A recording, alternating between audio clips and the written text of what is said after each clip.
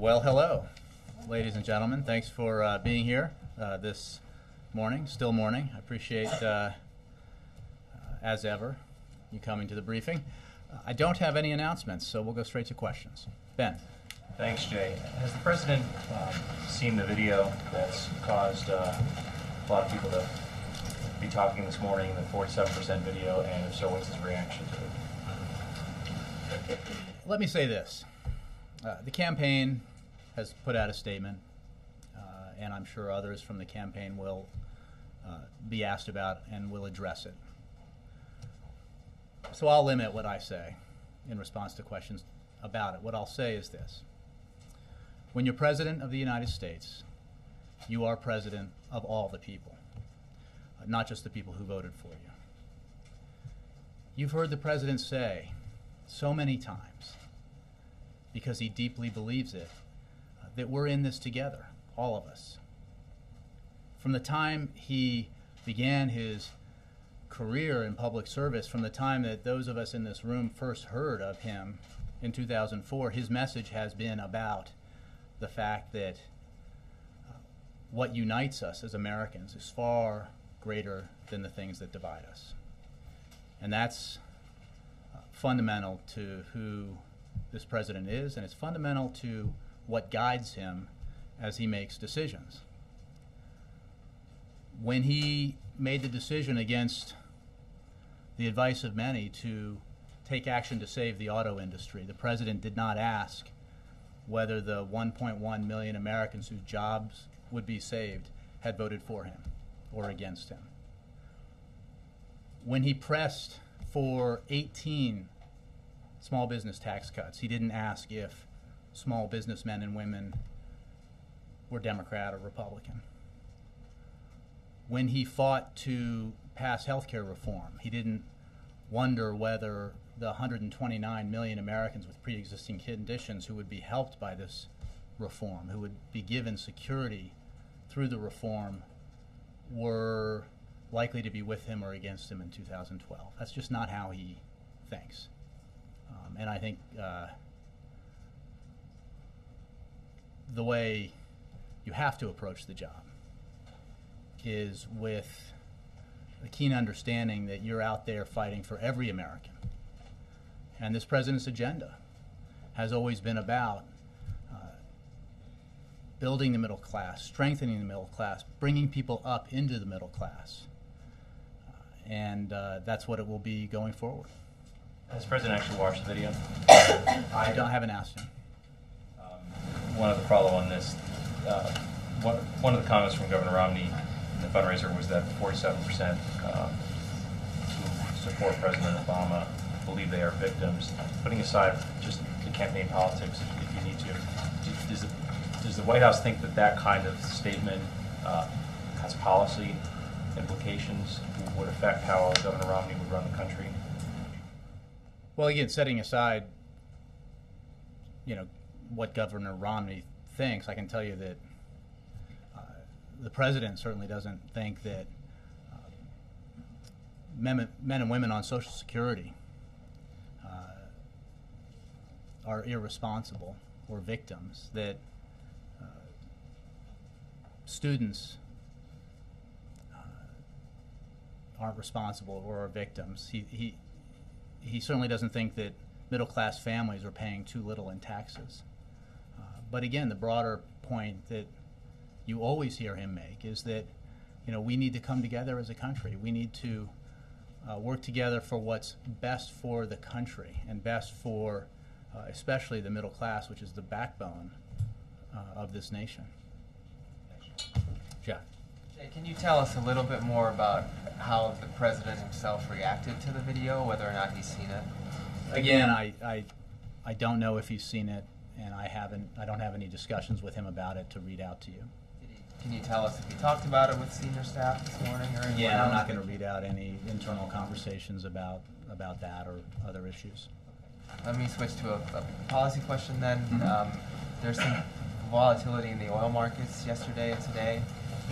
Some of that is, some people are saying, was due to speculation about an imminent SPR move. number one, can you give us any update on your SPR thinking? And number two, can you tell us if there was any sort of intel that showed or may have shown that yesterday's drop was a technical glitch? Let me refer questions about the markets yesterday to the CFTC. That's the appropriate agency to refer those questions to. Our position on the SPR is what it has been, which is that we monitor the situation regularly and constantly together with our international partners, and we continue to say that all options remain on the table, but I don't have any announcements to make today. Do you have, has the White House been watching the oil markets in general? Even if you don't want to speak specifically to yesterday's move, any update in your thinking about just developments there? Well, I think you saw in May at the G8 and more recently finance ministers for the G7, this is something that is regularly monitored and discussed by the United States with its international partners. I can say that in terms of more recent developments, the administration welcomes the Saudi Arabian oil minister's recent remarks and share his concern about rising oil prices in the international oil market. We also welcome Saudi Arabia's continued commitment to take all necessary steps to ensure the market is well supplied and to help moderate prices. As we have also said for some time, the administration continues to take steps to expand domestic oil and gas production, which has increased each year the president has been in office. In fact, as you know, U.S. oil production is currently at an 8-year high, and domestic natural gas production is at an all-time high. Gas prices are going up in the U.S. right now. Is that something you're concerned about or looking at any additional measures to address? Again, with regards to the international oil market and oil prices, we monitor them constantly with our international partners. It's something that we keep very close track of, and we retain the right to keep all options for dealing with those issues on the table, and that includes SPR, but I have no announcements of any action that may or may not be taken. Yes, Mary. The president has also had his fair share of private moments that have later been made public. During the 2008 election, he said that rural voters, quote, get bitter, they cling to their guns or religion. Like Mr. Romney, this was also, said privately to donors and then later made public after the fact. Rural voters certainly aren't 47% of the electorate, but they are a large demographic. How is Mr. Romney's comments any different from what the president said?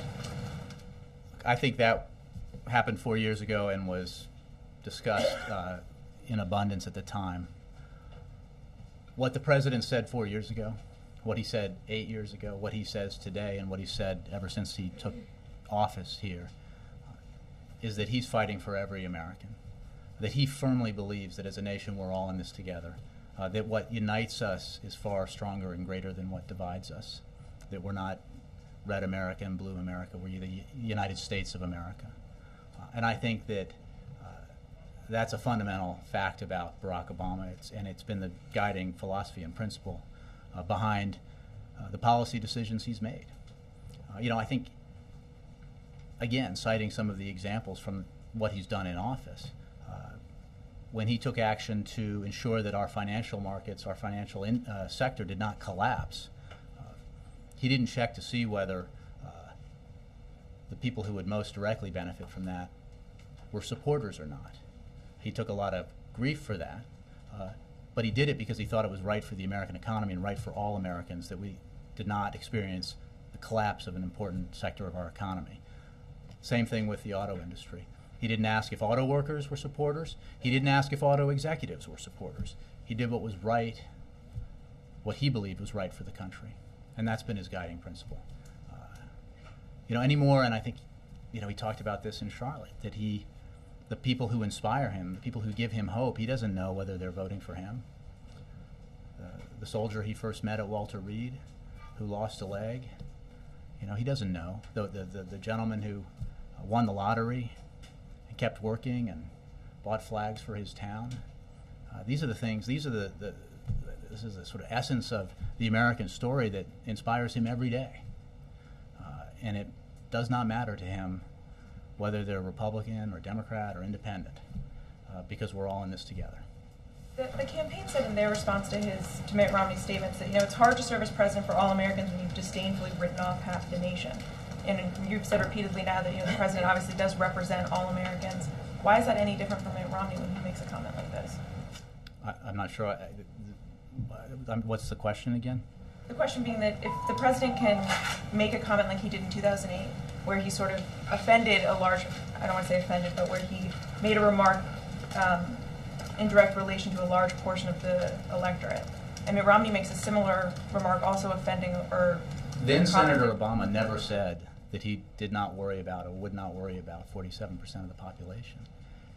A lot of folks when we travel around the country ask why the president is campaigning on a bus in towns and communities and counties that trend red or Republican. Why is he there if he's not likely to win the county? Because he's there to take his message about his economic vision and his agenda for the country to everybody. Because he firmly believes that building this country up helps everybody. You've heard him talk about it, that if we do the right things for our economic policy, if we take a balanced approach to dealing with our fiscal challenges, if we reduce spending, reform our entitlements, ask millionaires and billionaires to pay a little bit more, that everybody will benefit, including millionaires and billionaires. That's the essence of his governing philosophy, and it's at the core of who he is. Did you have one more question just on a different topic?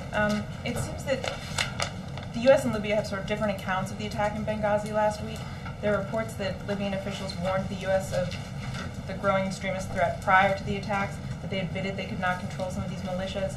That seems to run counter to what administration officials have been saying, that this was just a spontaneous reaction to this anti-Islam film. Can you kind of reconcile those two? Well, what I can tell you is that we have provided information about what we believe was the precipitating cause of the protests and the violence based on the information that we have had available.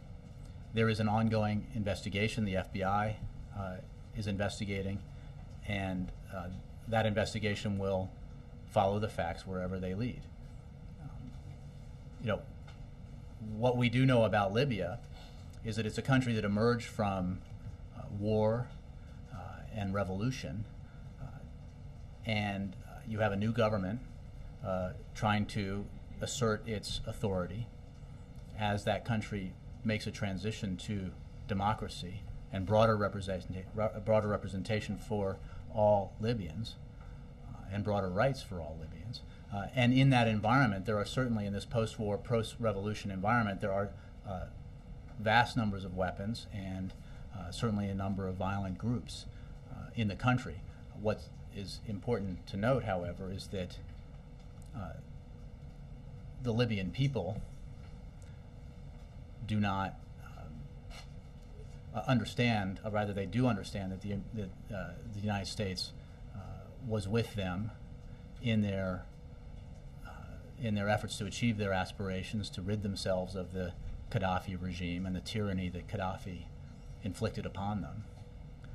But it is still a very volatile place. There's no question about it. Nancy. Okay, back to Mary's question for one moment.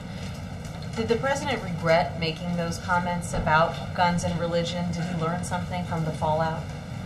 Nancy, again, these are comments that happened 4 years ago. There has been plenty of ink spilled and plenty of things said about them 4 years ago. I know that fundamentally what the president was saying 4 years ago, what he was saying in 2004, and what he's saying today is entirely consistent, which is that as a country, we are united by far stronger stuff than the things that divide us, that he is out there fighting for every American, regardless of whether or not they support him politically or support the Democratic Party. It is really the essence of who he is as a public official that that's his guiding principle, and it's reflected by everything I just talked about. The policies that he's pursued have sometimes earned him criticism from left or right or center, precisely because he's not evaluating when he makes those decisions whether the people who are helped by them are supporters or people who voted against him or will vote against him. He's guided by what he thinks is best for the country. And he firmly believes that, you know, outside of the rancor in Washington, while people have very firmly held positions and opinions, and it is a country that tends to be relatively divided between the two parties when we have national elections, that on the stuff that matters to Americans' day-to-day lives, we're a lot more united than we sometimes perceive here in Washington. And that the president believes that in his bones, and it's what guides him. I want to ask you about something else that Governor Romney said and get your take from a policy perspective. On the Middle East peace process, he said the Palestinians have, quote, no interest whatsoever in establishing peace, and that the pathway to peace is almost unthinkable to accomplish. Does the president share this view about the Middle East? The president believes and is committed to working with, the president believes and is committed to the principle that a two-state solution is the right solution for Middle East peace. That is a basic tenet of that has been pursued by Democratic and Republican administrations prior to President Obama. And his two immediate predecessors worked on this issue under the firm belief that a two-state solution was the right solution, and it's what has guided this president. So I think his view is a little different from what was expressed. Governor Romney said that this is likely to remain an unsolved problem. Given recent history in the Middle East, is he wrong about that? Well, that it's a difficult problem, I think we can all agree on. That it is a challenge that previous presidents of both parties have embraced because they believe it's right for the country, they believe it's right for American interests, for the interests of Israelis, the interests of Palestinians, is also true. And it is simply the wrong approach to say, we can't do anything about it, so we'll just kick it down the field. That's not leadership. That's the opposite of leadership. And you know, this president has been working on this issue since the day he took office. It is a tough issue, but ultimately, peace between the Israelis and Palestinians, a negotiated peace that provides security for Israel and a state for the Palestinians, is in the interests of the Israelis and the Palestinians, and is in the interest of the United States of America. And this president will continue to pursue it. Okay, I want to go back to Libya. On September 10th, you put out a press release saying that the president had a meeting with senior officials to figure out the security posture around the 9/11 anniversary. And in that press release, you said that, quote, steps were taken to protect U.S. persons at facilities abroad. The president reiterated that departments and agencies must do everything possible to protect the American people, both at home and abroad. Mm-hmm. So in retrospect, given the tragedy, did the administration drop the ball on what you promised on September 10th, that you had improved security at these installations? There were numerous steps taken, as there have been every year on the anniversary of 9/11, and as there have been at different times on the calendar when it is judged by the experts that taking additional steps, security steps, is the right thing to do. As for specific measures taken at specific facilities, diplomatic facilities, I would refer you to the State Department. Separate from the FBI investigation you mentioned to Mary a few moments ago, is there any sort of inquiry going on here at the White House among the President's national security team to get to the bottom of, you told the American people on September 10th, we've taken steps to protect Americans here at home and abroad. Obviously, with 4 Americans tragically being killed, the steps were not good enough. So is there an inquiry going on here to figure out what went wrong? You're conveniently conflating two things, which is the anniversary of 9/11 and the incidents that took place, which are under investigation in terms of what the anniversary, which are under investigation, and the cause and motivation behind them will be decided by that investigation. It is certainly, as I would point you to what Ambassador Rice said and others have said about what we know thus far about the video and its influence on the protests that occurred in Cairo and Benghazi and elsewhere. All I can tell you is that steps are taken, both seen and unseen, in advance of and in preparation for times like the anniversary of 9/11, when it is judged that there might be greater threats. and those steps are based on the threat assessments that we have at the time. But I would refer you in terms of specific security for specific facilities to the State Department. But you're not trying to say there was enough security in Benghazi, are you?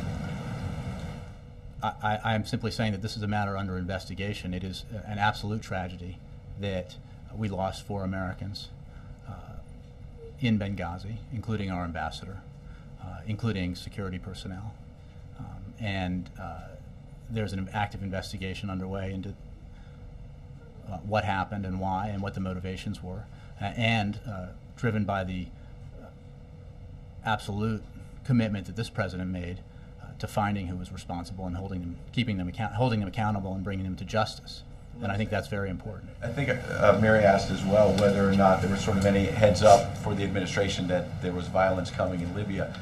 Reuters reported that the U.S. Embassy in Cairo got a heads up that there was a cable that went around suggesting that violence was increasing around the U.S. Embassy there. There were other reports suggesting that the U.S. installation in Benghazi in Libya had up to 3 days' notice that violence was increasing. I didn't hear an answer to that, so I'm trying to understand. To that question, did the administration have any sort of heads up that violence was increasing specifically in Libya before the attack? I'm not aware of any, Ed.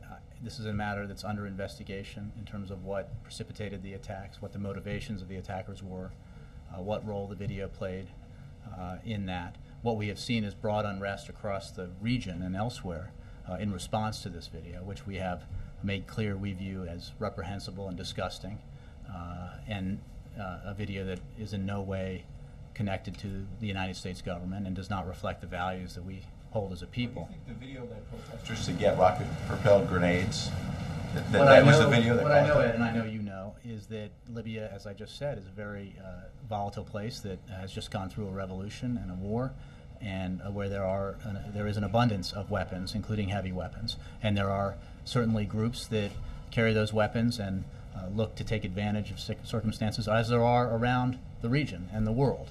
We have seen circumstances in the past in other parts of the region where incidents that inflame opinion are taken advantage of and exploited by groups that have an interest in creating chaos and destabilizing either a local government or attacking the West or the United States. And that's something we've seen certainly for the past number of years.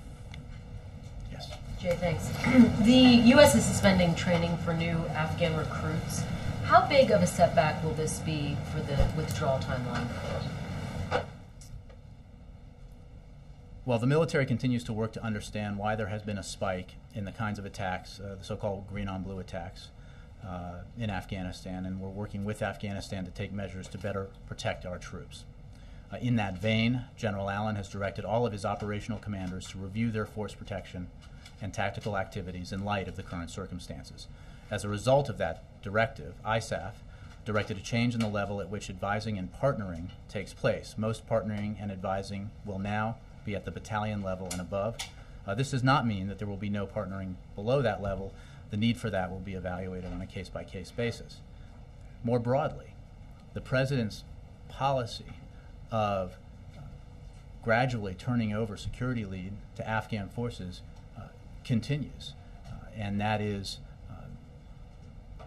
part of a broader strategy that will result in more American troops coming home and Afghans taking more and greater responsibility for the security of their nation, and that process continues. But Jay, the handover of power is such a key part of the withdrawal process, so how can this not impact the overall timeline? It doesn't affect the timeline. I think the issue here is partnering with our Afghan security forces. That's what General Allen was addressing and ISAF is addressing. And part of this process, obviously, is training up Afghan security forces so that they are in a position to capably take over responsibility for their own security. That partnering continues with the changes and directives that I just talked about. But the transition that the President has laid out will absolutely continue.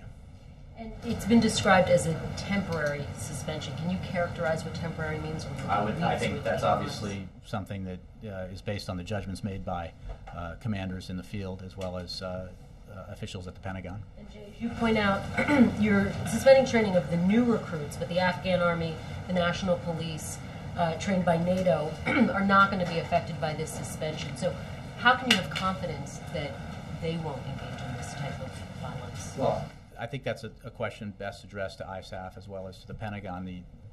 Our commanders are keenly focused on security for our troops and are taking steps that they believe are necessary to enhance that security and to reduce the incidence of these so-called green-on-blue attacks. For their specific views on how these measures will achieve that, I would refer you to them. And I just have one more, Jay. The Washington Post is reporting that due to the protests in Cairo in the Middle East, negotiations have stalled in terms of talking about increased aid to Egypt. Can you confirm this? Is this something Reports that we have cut off aid, which is the report that I saw, to Egypt are completely incorrect. We're continuing to work with the Hill on ways to support a stable, democratic transition in Egypt that is important for defeating extremism of the very kind that we just recently saw. We provide assistance to Egypt because it's in our interest to help them advance regional security and uphold their treaty with Israel and transition to democracy. And that process, as I said, continues, and we're working with the Hill to do that. Jared. Jay, I know you can't say whether the president watched the video. Do you know if he's aware of Governor Romney's remarks? I think I've said frequently that the president keeps abreast of the news. I expect that he is aware of that news. Suspect. Pretty strong there. I'm sure he's aware of what of news that reaches the level that it's the first thing I'm asked about at the briefing. See you. Back to Afghanistan. General Dempsey said yesterday that the green-on-blue attacks pose a very serious threat to the campaign in Afghanistan. Has that been communicated to the president, and does he agree with that assessment? Well, I would have to look at the entirety of General Dempsey's comments. There's no question that the steps that are being taken by our commanders, by General Allen, by ISAF in reaction to these reflect serious concern about the increase in these attacks. And it is their commitment and the President's commitment that we take the steps necessary to enhance security for our forces in Afghanistan, even as we continue with the mission, which is a very important mission of partnering with and training Afghan security forces so that they can gradually, as they are now, take security responsibility for their own country. And as they do that, American forces will continue to come home. If the timeline is not affected by what may end up being a slowing of the training, does that mean that the quality of the forces that are left behind for the Afghans will be less? And does that mean that the state of the country that NATO is going to leave behind is going to be in a worse state than had been hoped? I think it's important to point you to a couple of things. One, what I think Kristen was mentioned is that this is viewed as a temporary measure, a temporary change in directive. And it is also important to note that partnering will continue at the battalion level and up, and at lower levels as judged on a case-by-case basis. So the partnering relationship continues. It is important to the process of transitioning security lead over to the Afghans so that our men and women can come home, and that process continues. Mark and then Leslie. Jay, is there a policy about donors bringing recording devices into presidential events that are closed to the press? I would refer you to the campaign. Well, you've been to many of them where there are closed press events where the president takes questions from donors and the like. Mm-hmm. Would you say he's more forthcoming when there's no press there? Well, first of all, I'd say at these events, the president speaks and the press's pool is there when he addresses these groups. Q&A part. No, I agree with that, and I would say that the president's message is consistent, whether he's talking to donors or to grassroots supporters or to people at an official event on a policy matter. And I think it's fair to say that when the president speaks to wealthier Americans who are supporters, he doesn't change the fact that he believes we need to take a balanced approach to our fiscal challenges, and that includes asking millionaires and billionaires, including millionaires and billionaires who might be in the room, to pay a little extra. And his supporters who fall into that category are aware of that, and they've made the decision that for the good of the country, that policy is the right policy moving forward. So this president's message is clear, and he takes it to all Americans, and it goes to what I was talking about earlier, that he really doesn't believe that dividing us into categories and groups is the right way to move forward as a nation. And he doesn't spend a lot of time thinking about what policies he's pursuing, about the policies he's pursuing and whether or not they benefit specific individuals who may or may not, or groups of individuals who may or may not have supported him in 2008 or will support him in 2012. He thinks that the best politics is the right policy, and the best policy are the policies that move the country forward, that make sure that more Americans are getting educated, that more middle-class Americans have work, that they have security from healthcare security and retirement security, and that we're taking steps to develop alternative energy so that we can enhance our energy independence, and that we're investing in research and development and infrastructure so that our country has the economic foundation it needs to move forward so that everybody benefits. Everybody, from the factory floor There's to no change in tone or substance. Why are they closed to the press? We have taken steps to have the press participate in these events. I spent a lot of time on driveways in vans as a reporter for this president's predecessors, covering this president's predecessors when the press pool was not allowed in. As you know, like it, I'll bet.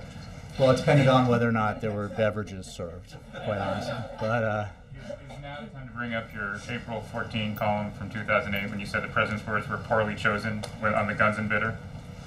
I don't remember that column, but I honestly don't. I can read the whole thing for you if you want. Look, I think the president, the then candidate, addressed this at the time. This was 4 years ago, and I think the broader point is that his message there and everywhere in 2008, and going back to 2004, and every day since, has been consistent, which is that we're in this together, all of us, and that his interest is in moving the entire country forward in ways that benefit senior citizens on Social Security, students who are getting student loans, combat troops as well as veterans. Everybody in this country is, I think, working towards the same goal, which is moving the country forward. And the vast majority of people, this president believes, are hardworking, responsible, committed to their families and committed to their country. And that's the animating principle behind his politics and his policies. Will the president mention it in his fundraisers tonight, the Romney remarks? I don't have any previews for you on the president's remarks. Leslie? Jay, I wanted to go back to the conflict between the conflicting reports, I guess, between the administration and Libyan officials over what happened. Mm-hmm. Can you, on Friday, you seemed to cite that the videos were definitely part of it, but you kind of I get the sense that you're backing away from that a little bit today. Is there something that you've learned since? No. I think what I'm making clear and what Ambassador Rice made clear on Sunday is that the reaction to the video was the precipitating factor in protests and violence across the region. What I'm also saying is that we made that assessment based on the evidence that we have, and that includes all the evidence that we have at this time. I am not, unlike some others, going to prejudge the outcome of an investigation and categorically assert one way or the other what the motivations are or what happened exactly until that investigation is complete. There are a lot of suppositions based on the number of weapons and other things about what really happened in Benghazi, and I'd rather wait, and the president would rather wait, for that investigation to be completed. So you're not ruling out that there could have Of been... course not. I'm not ruling out. As more information comes to light, that will obviously be a part of the investigation, and we'll make it available when appropriate. But at this time, as Ambassador Rice said, and as I said, our understanding and our belief, based on the information we had, was that it was the video that caused the unrest in Cairo, and the video and the unrest in Cairo that helped, that precipitated some of the unrest in Benghazi and elsewhere. What other factors were involved is a matter of investigation. talk a little bit about, is this going to prompt any sort of, you I mentioned... refer you to the FBI for that. I don't keep timelines, FBI timelines at the ready. You mentioned the aid with Egypt and working with the Hill. Is this going to prompt any revisions or any review, I guess, of the president's policy toward the Arab Spring? Is there any... Look, the president's policy towards the Arab Spring is that we support the democratic aspirations of the people of the region, and the upheavals that you've seen in the region over the past several years have been in reaction to oppressive governments that do not respect the basic rights of their citizens. In cases like in Tunisia and Libya and elsewhere, democratic transitions are underway.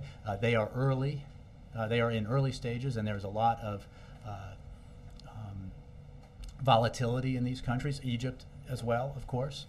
And our policy is geared towards supporting that transition in a way that enhances the prospects of democracy in the region and enhances the prospects that the countries in the region will continue to be, either will continue to be or will grow to be supportive of the United States and our interests in the region and around the world. And that policy hasn't changed. Chris. Jay, there's going to be a lot of attention on the Supreme Court next week because they'll consider to take up several pending marriage cases related to both the Defense of Marriage Act and California's Proposition 8. Justice Department has already made its views known on the DOMA cases, but given the President's previously stated opposition to Prop 8 and support for marriage equality, does the administration want the Supreme Court to take up the Prop 8 case of making some national ruling on same-sex marriage? Or, as plaintiffs in the case have requested, would you prefer that the court allow the lower court ruling to stand and striking down the marriage ban just in California?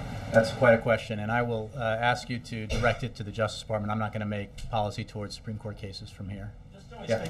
Brianna, I'm sorry. Go ahead. Generally speaking, though, I mean, would this President welcome the Supreme Court taking up a case that will enable it making a court ruling in favor of same-sex marriage across the country? Yeah, I don't have anything to say on that at this time. Brianna.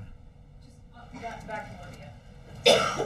Ambassador Rice says on Sunday that it's spontaneous, and then we hear from the State Department that there's not enough information to make a determination. But you're saying that there is no shift. No, I'm saying that based on the information that our initial information, and that includes all information, we saw no evidence to back up claims by others that this was a pre-planned or premeditated attack. That we saw evidence that it was sparked by the reaction to this video. And that is what we know thus far, based on the evidence, concrete evidence, not supposition, concrete evidence that we have thus far. But there is a lot that is under investigation here. And as more facts come to light, if they change that assessment, we'll make that clear. But there's an active investigation for a reason, so that we actually get the facts and don't base our policy prescriptions on the suppositions about what we think we know happened as opposed to what actually happened. So would the administration still say that it was spontaneous? Based on the information that we have now, it was that there was a reaction to the video. There was protests in Cairo, then followed by protests elsewhere, including Benghazi, and that was what led to the original unrest. The other factors here, all factors, but the other factors here, including participants in the unrest, participants in the violence, are under investigation.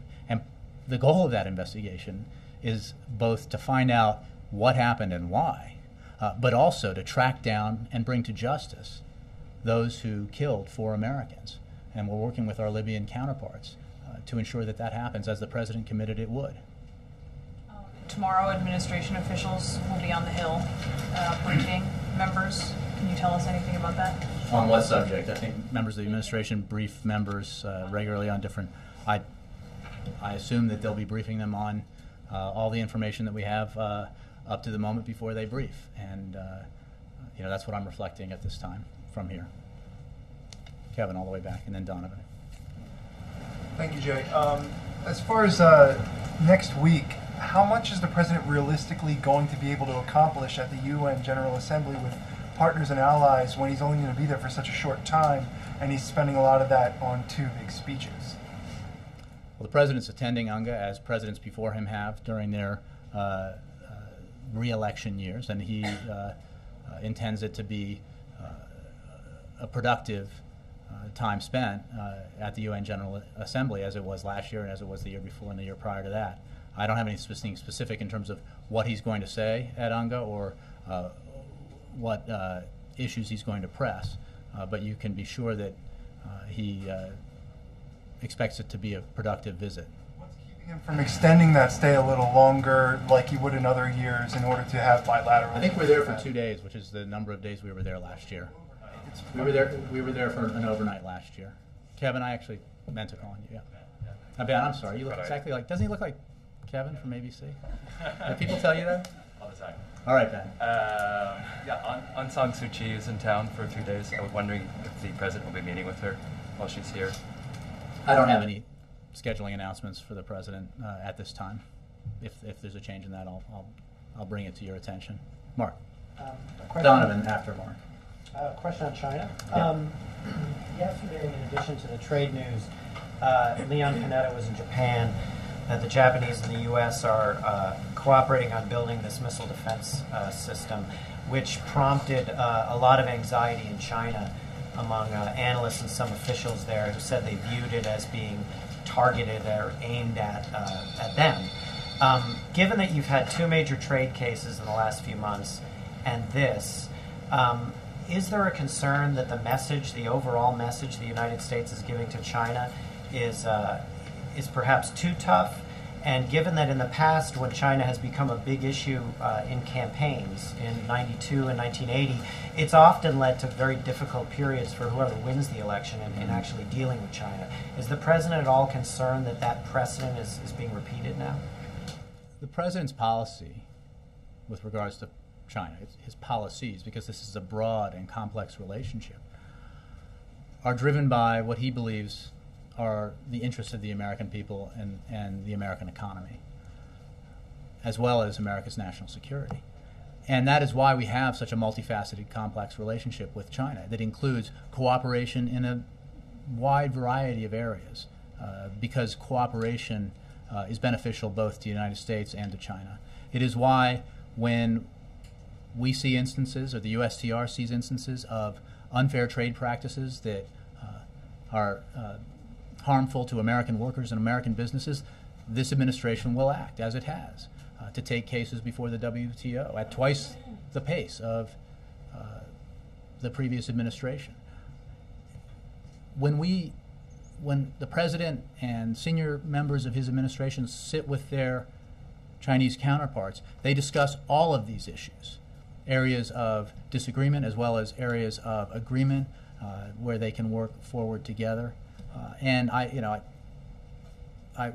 have been in the room when the president has been with President Hu and can testify to that fact, that it is a very frank exchange about a variety of issues, and we have a broad and important relationship with the Chinese that we expect will continue with this president after he's reelected, if in fact he is. On the missile defense system specifically, though, what argument, what case would you make to Chinese analysts that are worried that somehow that represents encircling China? No, I will have to take that question. I haven't looked into it to any degree, so I'll have to take that and get back to you. Donovan, I owe you. Thanks. A brief follow on Libya. There's still a little bit of confusion. You guys have said that you're working closely with the Libyan government in the investigation. And you're saying the information available to you guys so far has indicated that it's the film that prompted the violence. And is the information different that you guys have than the Libyan government has? Are you suggesting that the Libyan government is jumping to conclusions? I'm not making a judgment on statements by others. I'm simply saying that based on the information we initially had available and have available, we do not have any indication at this point of premeditation or pre-planned attacks. But it is under investigation, and that investigation will follow the facts wherever they go, and wherever they lead. So, again, we are working with the Libyans, with the Libyan government, in our pursuit of those who killed 4 Americans, and our commitment to bringing them to justice, as well as to within the broader investigation. But I'm not casting judgment on others' assertions. I'm simply saying what we know and what we are working to find out.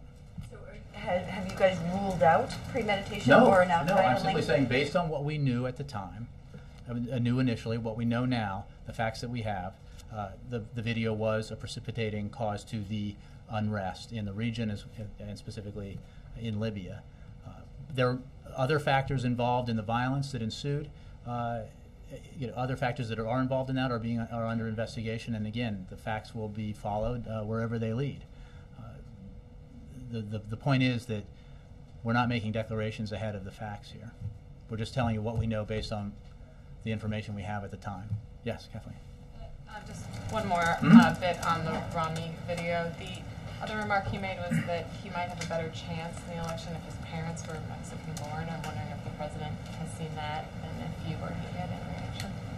If I have any reaction? Yeah.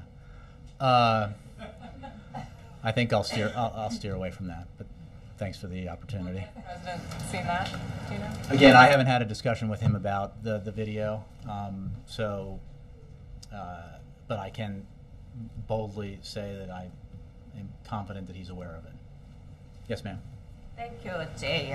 On the North Korea, as you know that President Obama has extended sanctions against North Korea for 1 more year. Is it related with the terrorist status of North Korea regime? Our position with regards to North Korea is unchanged, and we can continue to work with our international partners to pressure North Korea to get right with the international community, to abide by its obligations, and in doing so to end its isolation, its profound isolation from the world. But I don't have anything specific on that issue today. Thanks, Jay. I did, yes. Sorry, Ken, go ahead. Back to Burma for a moment. Back. Aung San Suu Kyi's in town. How does the administration assess the progress that's being made in Burma toward more openness, more reforms? And what's the next step for the U.S. if that process continues? Well, I think we've said all along that progress that is made towards openness and democracy and reform will be met with positive steps by this administration, this government, in its dealings with Burma, and I think that is a step-by-step process. I don't have next steps to announce before they happen, but we're closely monitoring that progress and taking steps accordingly, as I think Secretary Clinton has been pretty explicit about in her recent comments. Thanks very much.